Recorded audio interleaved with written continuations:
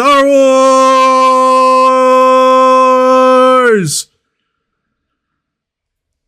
I am Bobby Freak. Hey! Welcome back to the Bomb Squad Talk Skeleton Crew, Skeleton Squad, whatever. I'm Tanner Richard Kraft. There's Rein. We're here to talk about episode 3 of the Skeleton Crew. Very interesting, as an astrogration problem. I love that these episode titles are just quotes from the episode. Good ep. I like this episode a lot. It was a lot of fun. I never knew how much Star Wars was missing talking owls. Yeah, this episode. And really, this is the best episode because Alfred Molina's in it. Wait. Oh, I'm sorry. The guy that, like, Captain Silo, you're awesome. I'm calling the guards. That was Alfred Molina's voice from what I understand. I love that. I love that. Good for him. Our Jude Law character has gone by 3 different names. There was Captain Silvo, there was Crimson Jack, and then there was Joda Nawud. Crimson Jack, from what I understand, is a character from Legends. So I guess they're kind of bringing him in and canonicizing him. I like what he adds to the dynamic here. I think him and the kids plus the droid is just a lot of fun. Yeah, no, I think I think you're right. It's a good dynamic. It's kind of a disappointment that I assume his backstory is going to be he is Adwan who escapes Order 66, number like 8,000 and a billion. I was afraid of that, but I'm currently leaning towards he's just Force sensitive. I don't think he was ever a Jedi. He just has some Force sensitivity because he hasn't demonstrated much beyond basic floating and can kind of tell when people are coming. Yeah, I could see that like, yeah, natural talent, untrained. I still think what I said is probably the most likely. Yeah, probably. Although I think something really neat would be, I always thought this would be a neat premise for a Jedi character, like a evil Jedi, where like they didn't turn to the dark side, but like while they were being trained, like while they were a Padawan, they were like, you know what, the Force and protecting democracy, that's fun, but like I'd rather just steal shit and play blackjack and have hookers. I want to be a pirate. Yeah, like I think that'd be a more fun. Like I think that'd be a more fun backstory. Like he left like before Order 66. He was like, you know, fuck it. I'm writing fan fiction now, so I'm gonna stop. No, that's fine. Keep going. Star Wars theory. That is that you just got burned. You got burned in ways you don't understand with that one. No, I think that'd be fun. I mean, realistically, if you told every Padawan you can stay and become a Jedi and you can never have sex, or you can be a pirate. Yeah. You're picking pirate, baby. Even if they go a more typical direction, I mean, hey, it's Jude Law, he's got a lot of charisma. It just stays the archetype. It's still a fun rendition of the archetype. I'm really liking, I think of all the kid characters, the computer girl is probably my favorite so far. KB, yeah, she's fun. Fern was a little annoying, only when she was like, we shouldn't bring the adult on. And it was like, and I was just sitting there thinking, why? Like, I get what you're coming from, but her whole, like, I don't think he actually floated that. Here's the thing. I am 1,000% confident that he's actually Force sensitive. He did not fake. Like when the episode introduced the idea that, oh, he could have faked that, I remember thinking, damn, why did that thought did not even remotely occur to me? And I think it's because the way he actually floated the key doesn't look like any of the ways you could have faked it would have looked. I do think it would have been neat if they could have staged it in a way where we're like, it would have been, there was plausible deniability on our end too, where it's like, oh, hey, maybe he is actually just like in sci-fi tech to as Rickery or whatever. But I think the reason we're talking so much, why we're talking around the episode so much, is like when you break down like what goes on, it's pretty straightforward. They get coordinates to what they believe is at Aden. Yeah. We find out that there were a bunch of treasure planets. Here's an excellent point my coworker brought up today. The whole time they're talking about the Old Republic, I just assumed, oh, they think it's the prequels, right? My coworker brought up a good point. What if they think it's like the Old Republic?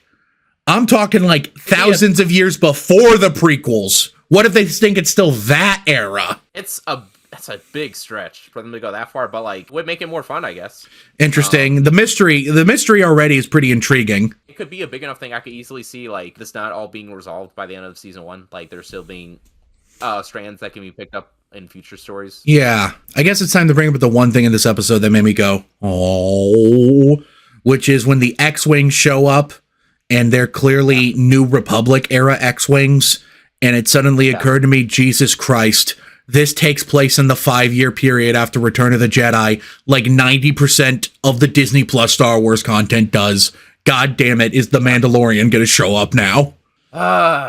Dave Filoni is not attached to this, right? He's an executive producer. Him and Favreau are executive producers, but I think that's just because they're kind of de facto in charge of all the Disney Plus Star Wars stuff.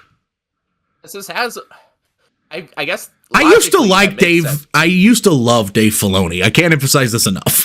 It's weird. It's like, I don't know. It's not just because Mando season 3 wasn't very good, but also because I just don't like the direction this stuff is going in.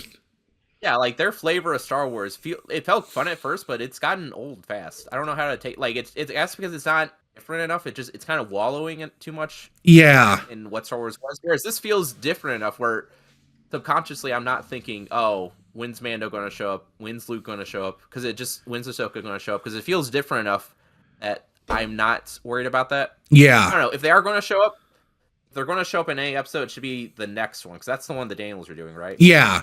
And here's my stance on cameos. I'm sure at the end of the day, it won't ruin the show for me. I'll just be like, of course, this is connected. However, with one exception, and I told you this in the texts, if Han Solo shows up, specifically if he's played by Alden Ehrenreich, the actor who plays him in the movie, I will forgive everything, because to me that is an indication that maybe Lucasfilm is learning, oh, we can just have actors play these characters and not Luke Skywalker, the computer game. It's never going to happen. I know. But it would be amazing. Because it's a shame because Alden Ehrenreich is so fucking good as Han Solo. It's not right. I think especially, maybe if this was set, every Star Wars spinoff either has to take place between the prequels and the main movies or between the main movies and the sequels. You're not allowed to have it at any other point. Except for the Acolyte, but they canceled that. Yeah, like I was saying in the chat. My general conclusion is I think this was a really fun episode. I really liked the shenanigans they got on trying to escape the prison planet. I loved how they were like, all right, we're going to go jump into hyperspace. And they're like, but wait, if we jump into hyperspace attached to something, isn't that bad? And Joe know what he's basically just like, you got a better idea? The two high points of the episode are one, just setting up the dynamic between Pirate Man and these children, then also building up on the mystery of like what's the deal with these planets, what's so great about them. Yeah, I'd say those are the high points because it's a lot of setup. It's kind of hard to be like, oh, this is great or this doesn't work because we don't know where it's going yet. Yeah, we're still like, I think the next episode is when the meat of the adventure really kicks off. But I loved this episode. I really liked this episode. I thought it was a lot of fun. I'm excited to see what comes next. And I'm really curious to see the mystery develop because Carrie Condon's character, the like person in charge of the school, I thought she would be more aware of what was going on, but this episode seemed to indicate that she doesn't know what's going on. So now I'm wondering, who is this supervisor? And you know what I'm currently thinking? I don't think there is one. I think it's like a fucking droid or a program or some shit that's just operating on a loop. Yeah, I could see that. I could definitely see that. It's giving heavy Vault vibes. Yeah, it did remind me of Fallout. I don't think we said that, but it reminded us of Fallout 3 the way they set it up, but now it's like even more Fallout-y. Especially if it's like goddamn like genuine Old Republic. We're talking. If they think it's thousands of years ago and like they haven't gone through 3 or 4 different governmental systems since then. I'm down for some Old Republic stuff. I'm down for some Revan action. If Revan, if they say the word Revan once, I'm creaming my pants. I'm gonna just be frank with y'all.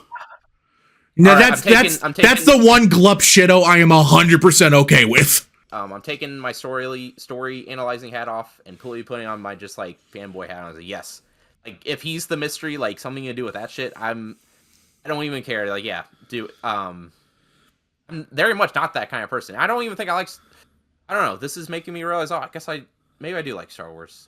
It's nice when Star Wars is fun again. Yeah, my love of Star Wars often goes dormant, but sometimes it wakes up for a bit.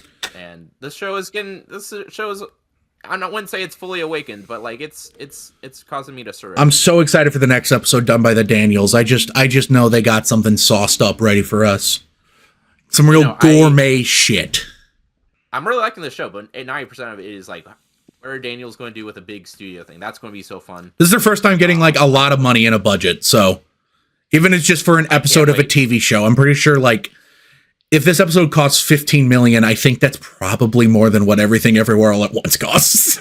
Like, I'm sure ideally they should stay for the smaller stuff where they really they should have freedom, but I'm okay with them playing in the sandbox. I want them to do this, and if it goes well, I want them to do like, I think it'd be awesome just do one blockbuster. I want to see what one big tentpole release would be from them. Fine. We'll give them the Dr. Fate movie. Yeah, sure. Why or not? fuck it, how about we announce they're going to do a Star Wars movie and then it'll never come out because they forgot how to make Star Wars movies. All right, Yeah, well, it'll still be good. That's because it's the Daniels. You know who else God will still be good because it's the Daniels? You, the person watching / listening to this episode of the Bomb Squad Talk Skeleton Crew. Thank you also very much for watching. If you're listening on any of the audio platforms we're on, leave a review, boost us in the algorithm. Mosey on down over to our Patreon. The $5 tier gets you access to commentary tracks. The $10 tier gets you a shout out. So Mr. Jason Secord and my mom, Tanya Kraft, thank you so much for your monthly contribution. If you're watching on YouTube, thank you so much for watching. We really appreciate it. Go down to the comment section below and let me know what you think of episode 3 of Skeleton Crew. Are you excited for episode 4 and what the Daniels will do? What era do you think Adam thinks it's in?